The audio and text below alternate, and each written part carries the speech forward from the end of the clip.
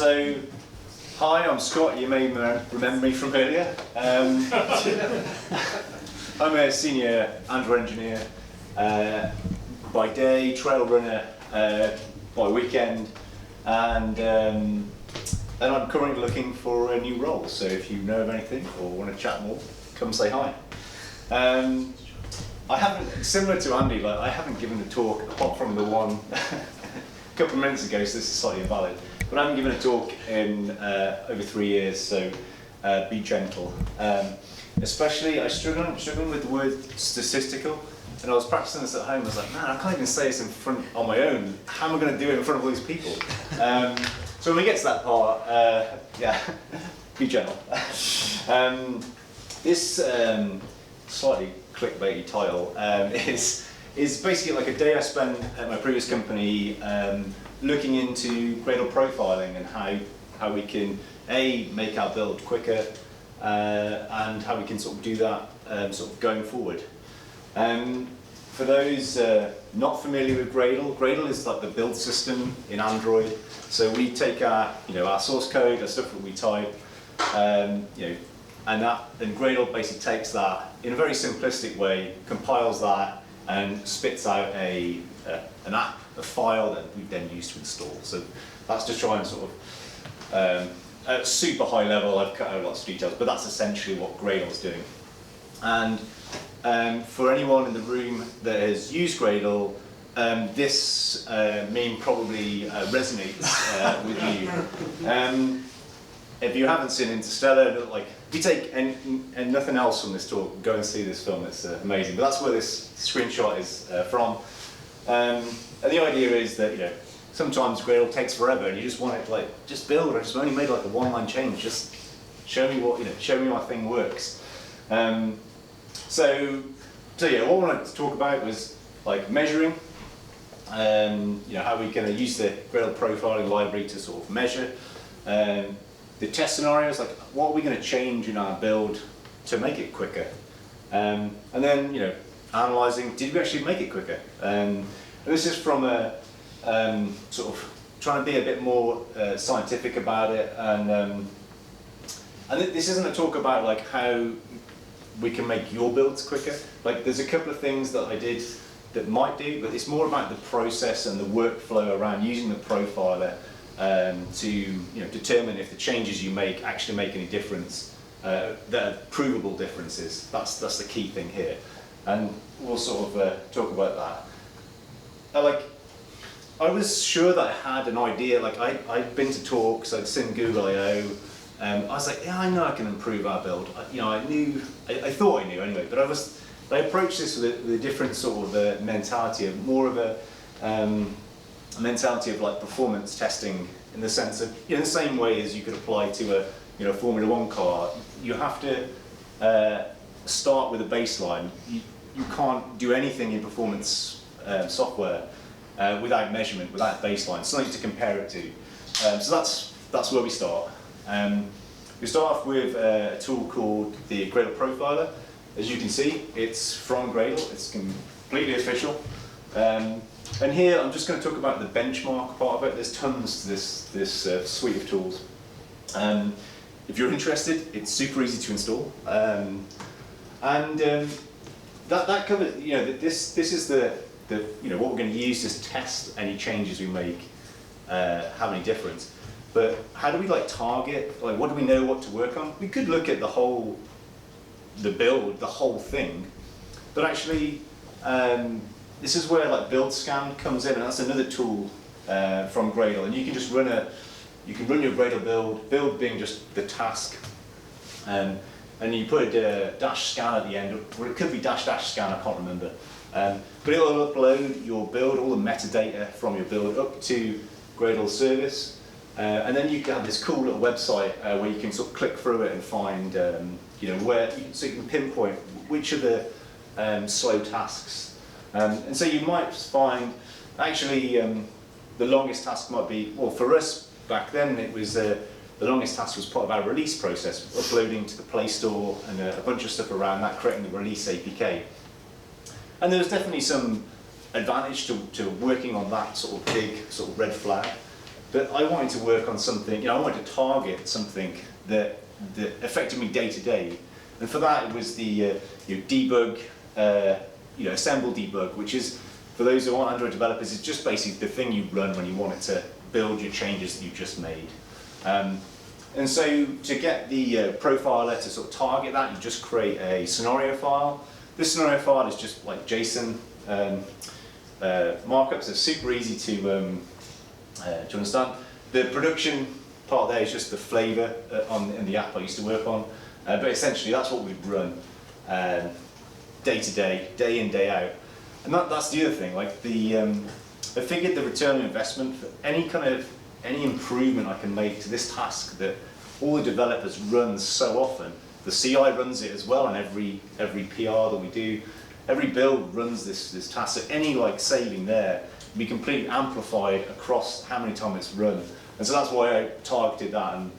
And whereas there probably would have been greater time savings in terms of the amount of time, but actually in terms of the cumulative time, that's why I wanted to target this.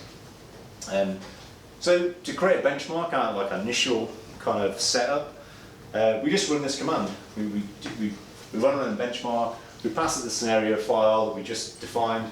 The cool thing I forgot to mention about this is just, you put this in Git, share it with your team, and it can be something the CI runs, which we'll talk a bit about at the end. But what I'm trying to convey is that it's super simple. It's a one line install. You could cut that down. You don't even need the title. Super, hardly anything, and then to run it again, super simple. And that spits out two things really. It'll run the Gradle by default, runs it 10 times, and you get a CSV file. You can't see at the bottom to cut off. CSV file and HTML file. HTML file will show you some graphs and stuff of the averages and how that affected it. And the CSV file is what we'll come back to and use for analysis in a little while. So that's the sort of baseline done, but we we know we need that because before we start making changes, we want to know if we've made things faster or slower. So what we're going to do to actually make it faster. So these are from talks I've been to in the past, and then generally if you've ever watched the Google I/O, the Android Tools talk, they always emphasize that how much work they put into the plugin in terms of making things faster. It's always get to the latest version.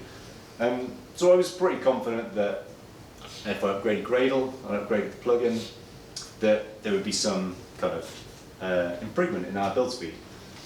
I also thought that I could disable Jetafire. Jetafire, for those who aren't familiar, is an Android build tool from a few years ago. It's a part of the build chain. It can be disabled. It was brought out because Google released the Android X libraries. There's a bunch of Android libraries that help with fragmentation. They released a completely new set of them, which were awesome. But I was like, what about my third-party libraries that haven't moved across? So Jetafire was a tool to sort of bridge that gap. And Android X is not new anymore, it's old now. And so I figured, I reckon that we don't need to use this anymore. And because I knew it was doing some kind of build processing, it was a good indicator, or a good clue anyway to me, that this is a place that we could save some time.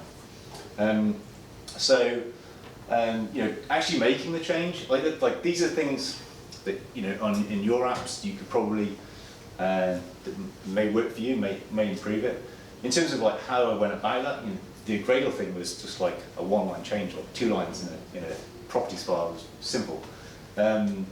Disabling Jetafire was a little more tricky. There's a couple of we had a couple of third-party open source UI libraries that hadn't been updated in years, and they still use the old stuff.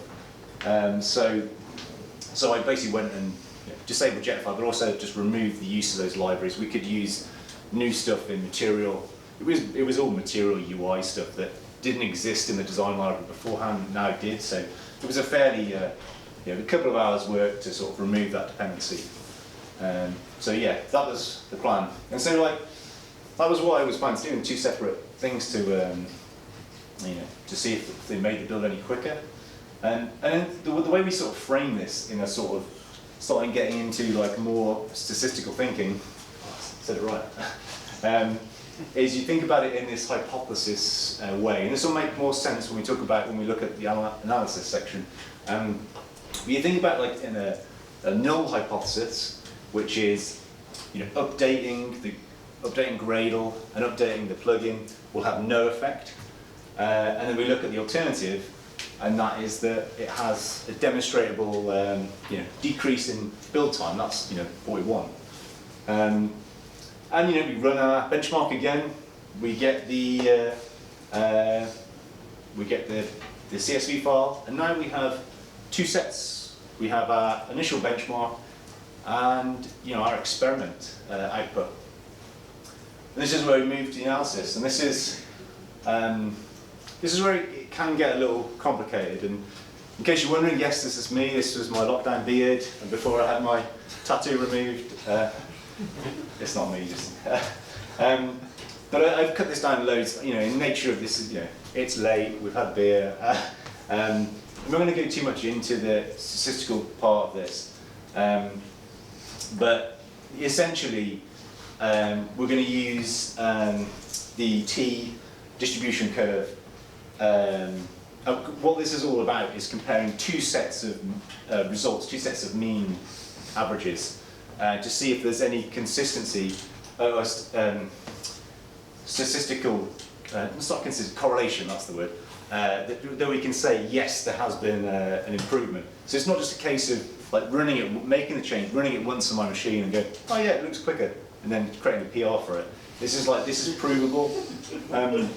As a talk here, I'm going to butcher the guy's name, Uberatan. I'm not sure that's right, sorry. But his talk from the Android Summit a couple of years ago is in similar veins. This talks about this, and he has a great. It's probably like a 20-minute section. I've reduced that down to one slide. So if you're interested in this, or you're like, what the hell is Scott on about? Check out this link, and he goes through it and sort of does it more in a easier to follow and much more detail. I just didn't feel that was appropriate for this type of talk. Essentially, we have our two CSV files with a bunch of results in. We plug them into this magical site, it's Statistical Kingdom, and you press calculate, and it literally is that simple. So that's partly why I rush over it, because you don't need to know all that stuff. If you understand that what it's doing is trying to prove the correlations, you've got a bunch of results, and you're trying to say, is this actually quicker? So we go back to our hypothesis, thinking with our statistical hat on. H0 is there's been no improvement. H1 is that there's a demonstrable decrease in build time. This is the results you get. Deceptive, that green, because we can see at the bottom, for the people at the front you might see is you can't reject, H0 cannot be rejected. So basically, it's no. There wasn't, I made the change, there was no correlation to say it made it any quicker.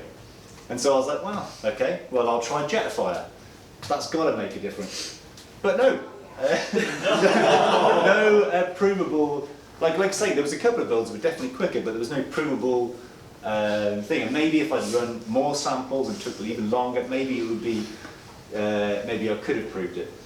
So then I thought, well, why not just do both? I'm pretty sure, I still think there's a good ideas to do. Like even if they didn't perform any performance increase in the build, they were still good housekeeping tasks to do. So I thought, let's do this. I've got two branches, I'll create a third, merge them into one, run the benchmark. Again, now we have the different, a slightly different hypothesis. We're saying we do both. Oh, thank you. Yeah, so I didn't disable Jennifer in that one. That's awkward. We all know that it's supposed to say Jetafy. It's the amount of times it tries to sort of correct that. I missed that one. Never mind. You're probably thinking, did it work? And yes, it did work. That's what this says here. We can reject the H1, which is, it had no impact. And so yeah, and so what we had was with an 11-second reduction that was kind of provable. That was about 6% of the build, which doesn't sound like a massive amount, but then like I was saying earlier, like amplified by the amount of times we run this, every developer, every PR, every change to a PR that's pushed, soon it adds up. And so I felt like it was a day well spent. And it, like I said earlier, like it was good housekeeping stuff to do anyway, so it wasn't like the things, I wasn't doing something weird that would be like, okay, improve the build speed, but it's, I don't know, reduce our security or something weird. It was, you know, useful stuff that's provable. So that was really the result of the day. And so like, I know it was kind of a bit of a vague and clickbait sort of title, but like the success in framing it like that is that, you know, got experience, and hopefully from just this quick, short talk, you've seen actually setting up the Gradle Profiler and using build scan. It's actually pretty easy to do. It doesn't take long at all. There's a couple of, like, you know, I had 2 PRs for, you know, housekeeping tasks that actually, as a bonus, make the build quicker. But the real success, or the real like win, was that we now had a workflow for how to do this for other changes. We had a test scenario file that was, you know, before we started this work, was unknown, but actually really easy to create. So it's repeatable and shareable, so other people in the team can run this if we have another change, another update to Gradle, or any other change to the app. We can run through this. We can set it up on CI to run on a nightly basis or something like that, to give us an indicator, like, is the build been slower or whatever. Yeah, and that's really the real win, I thought, here. And then that's it. We never got to a point where we set up the CI to sort of like fail the build, because that's where we want to be, I think.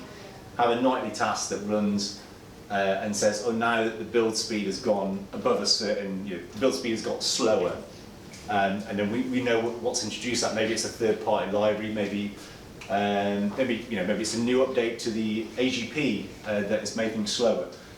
So we could like roll that back and keep the build sort of more streamlined. But anyway, that was the result. I found it was a useful task. Hopefully, this has, you know, piqued your interest to sort of look at the Gradle Profiler and see how you might apply it to your Android app today. So, thank you very much.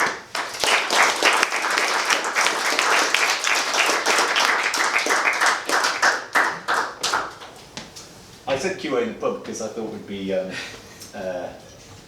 I was aware that I'm in the blocker between the pub, which is not a place that you want to be, really. But anyway, there's time for a couple of questions if anyone's got any.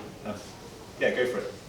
Scott, that process, so it's about, was it like 3-4 minutes to run the whole process. Is that local or CI/CD? That was local, yeah. Okay. And is that, do you have to, like, forgive my Android ignorance here, but do you have to run that every time you make a change in order to see it, or is that like a live reload for general dev process? It depends. I hate that answer.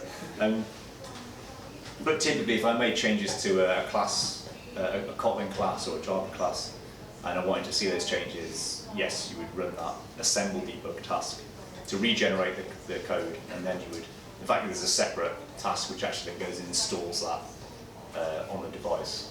So yeah, there is within Android Studio, there is, I forget what it's called, I never use it. It's kind of, there's another way of deploying changes. If they're UI based, you can deploy them a lot quicker without it. It has lots of cached compiled versions of the code, like on the, so it's only like for development purposes, but it's not quite live reload. It's kind of like a slightly not as good version. But I don't know any other Android developers in the room, but like it started off really buggy and didn't get any better for me, and I just never used it. But I heard it's, you know, some people love it, but yeah. Does that answer the question? Or? Yeah, that's cool.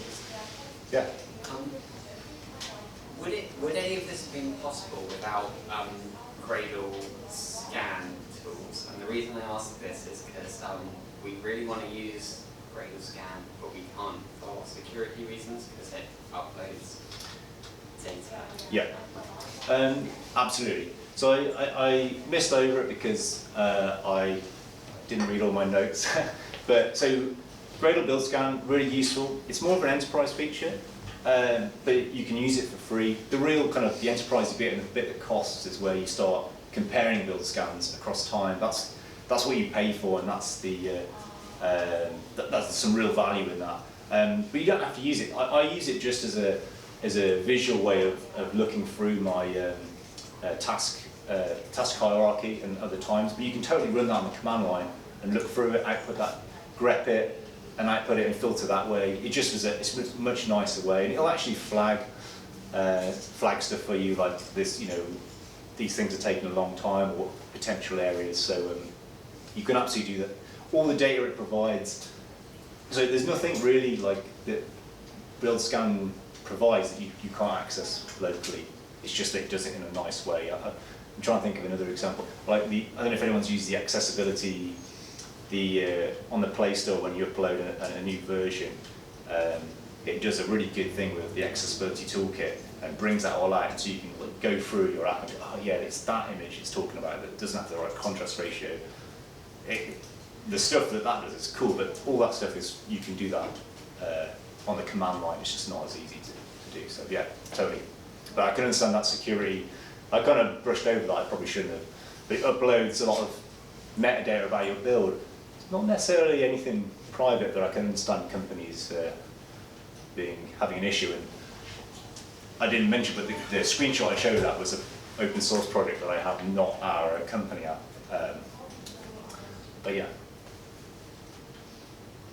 Yeah. Did you see the same 6% increase when you compare the HTML and CSV file? The mean, median, and average, which it spits out? Yes. So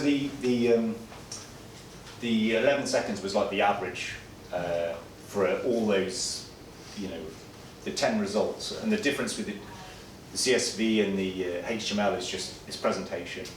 Like it has the same data in it. The CSV file is literally just 10 numbers for how long it took, and the HTML file is some graphs showing that same data. So it's exactly the same thing. And you can output it. There's a bunch of different outputs you can have, XML, and you name your format. You can. It's just like an extra switch on that on the command to get it out. Yeah. 10 executions doesn't sound like a lot. I'm assuming when you were actually doing that, like statistical significance, you ran it a lot more? No. Oh. You're right. 10 isn't a lot, and that's why we use that I forgot what it's called now. The T-curve distribution thing, because that's set up for when you have less than sort of 30 results. You're absolutely right. To get a more provable result, you'd run it like, I don't know, 100 times or something. But I was running it, not on this machine, but I was running it locally, so there's only so much time that you can run it. And yeah, but yeah, that would be how you would prove it to a higher degree. So yeah, 10's the default. I just went with that. If I tackled this again, I don't know, I'd probably stick with 10 to be honest, because that took long enough. The funny thing with a lot of this, like, I spent all this time working on, it's a day, and got to a good point. And then we got M1 Max, and then it was like, oh, well, that was the biggest, like, saving in time. Like, of course, the CI was still slow, and so my changes made the CI quicker, and so there was that cost saving of that. But yeah, that's the slight dirty secret here, buying developers the most expensive, quickest machines, and I'm sure there'll be a lot of thumbs up in here. But yeah, there was another question, was there? I was literally going to ask that, have the CI/CD improvements, were they comparable? Yes, absolutely, yeah. They were definitely. And like, when you look at the CI, it's like, meh, 11 seconds. But like I say, it's compounded by the fact that it's run it. Like if I'd have picked a different task, the release task. And we did another time when we cut the release task down by probably 2 minutes, which was significant because it was recompiling the app before uploading it, and we were like, oh, we'll just recompile it in this previous step, why do we need to do that? So that was a great saving in time, but actually in terms of the amount of time, we run the release once a month, and so cumulative time, I think, didn't actually check it, and I can't check it now, but I think my 11 seconds would have beat that, because the amount of times it's run. But yeah, it definitely made a difference, and it wasn't a paid thing, it was like a credit thing with Bitrise, so it definitely, everything affect, the more you can save there, it definitely saved money, and it'd be nice to have an actual dollar figure that I saved, go put it on a CV or something, but yeah, it did affect it. Cool. Well, thank you for those good questions. Appreciate that, and thanks for coming again. Yeah, so we have a couple of tables booked in the Old Fish Market, which is just across the bridge. You can't miss it, he says. But yeah, there'll be a group of people going there. Got 2 tables at the front booked for us from about 5 minutes time, so it should work out perfectly. I'll be along after just doing a bit of clearing away here, but I'll send someone to start a tab. And your first drink is not on me, but feel free to thank me, is on the group. So yeah, thanks for coming.